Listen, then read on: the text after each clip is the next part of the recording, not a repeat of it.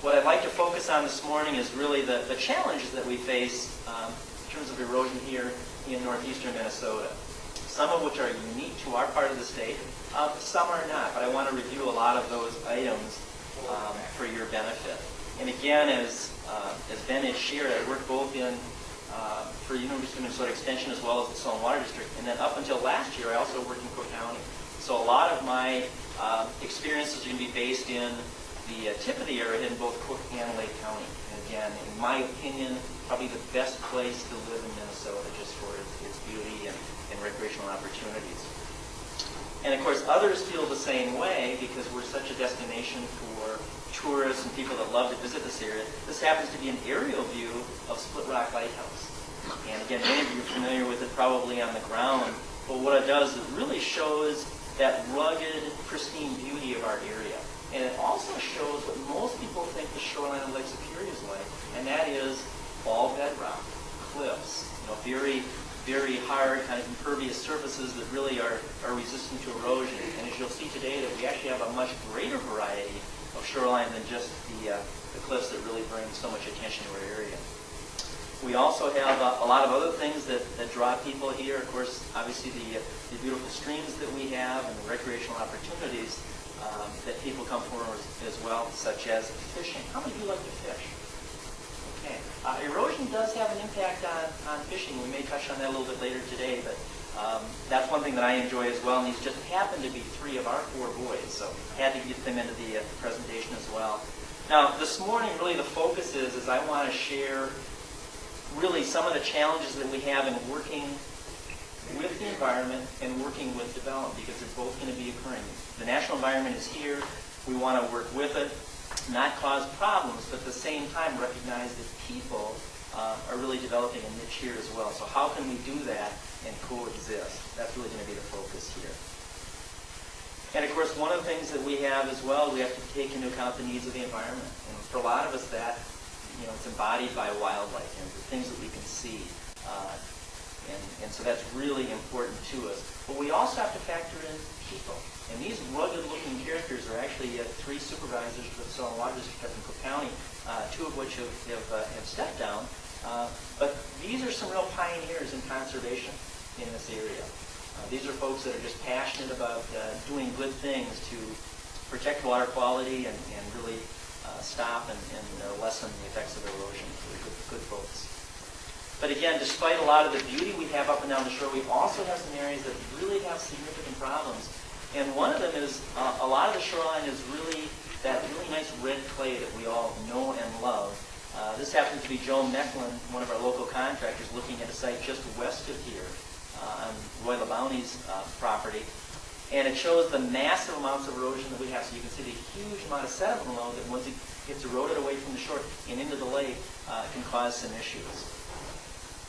We also, as we work up the shore, we can see other evidences here. That house, for example, used to be on the other side of the cedar trees there. So it's already been moved one time because of that eroding bank that's actually been migrating further inland.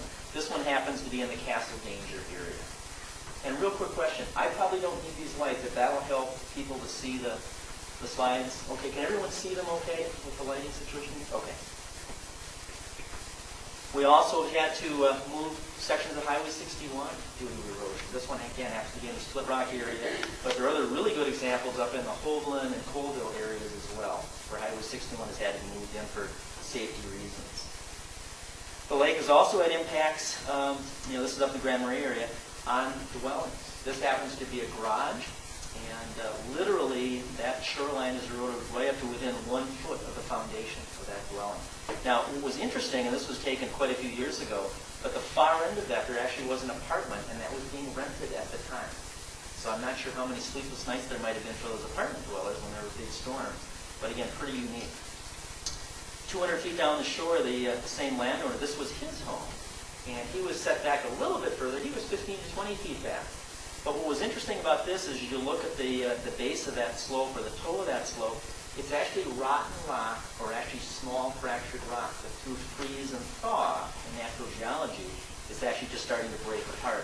So it moves fairly slowly in this instance, unlike if it was a pure clay bank. but still cause for concern. So we see the full gamut on erosion issues. One of the most serious sites that I've seen up and down the shore is this one. We're going to be close to it today. It's in Burlington Bay, and it's now the site of Burlington Bay lake homes. And I know Tom Jelena, who's in attendance here, was at a meeting with me when there was a development proposed for this very site. And I had a lot of concerns that I relayed onto that developer to make sure they did special geotechnical borings and analysis. And they went ahead and they did that.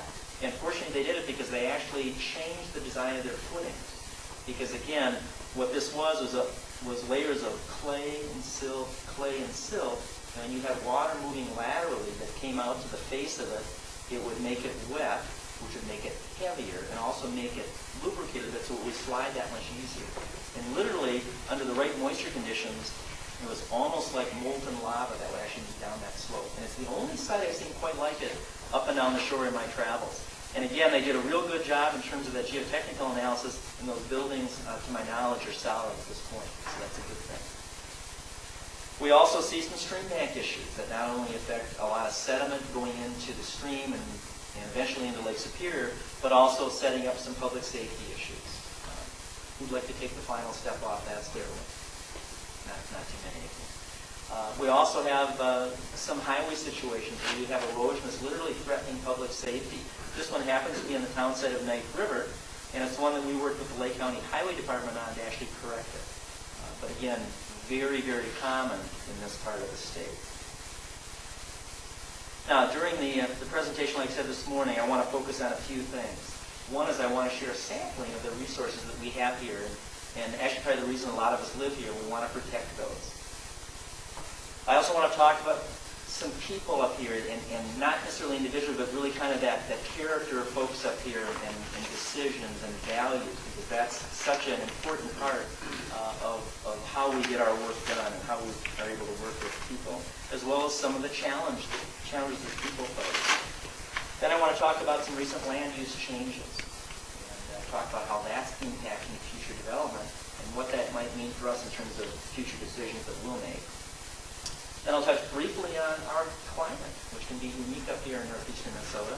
It can be different as you're close to the lake, much different further away. So we'll talk a little bit about that as well.